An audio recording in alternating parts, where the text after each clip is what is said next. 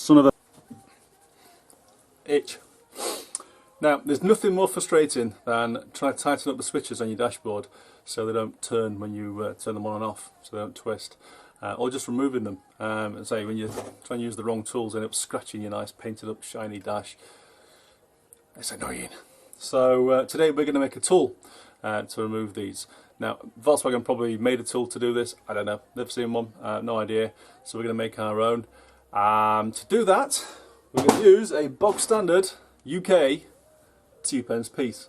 If you're in the States, you should be able to use a quarter, it's basically the same size. Now, it's a little bit naughty using coins for this purpose.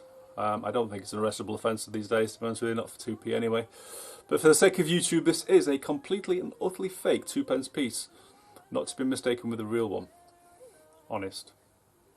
So yeah, we're going to modify a 2p piece and we're going to make a key so we can remove this and we're not going to damage our dashboards ever again. Let's do it. Nice and easy. All you basically have to do is cut out that shape from your coin. So I've drawn it on with pen just to show you. It's about 10mm deep into the coin. It's about 8mm wide, and all it has to do is basically span over the top of the thread that sticks out of the switch there. It does widen slightly towards the bottom of the stem, so I say 8mm does span that gap without it crashing. To just cut it out, I'm going to use an angle grinder and a slitting disc, so you can use whatever method you want. It doesn't have to be especially neat. Right, let's do it.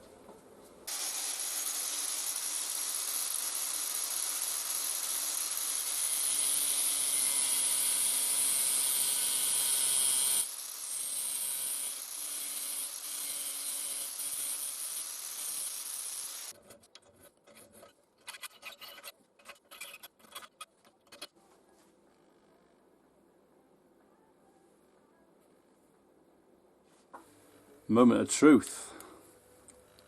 Yeah. Awesome.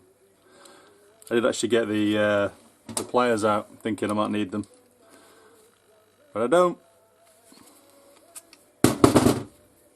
Works really well. Chuff with that.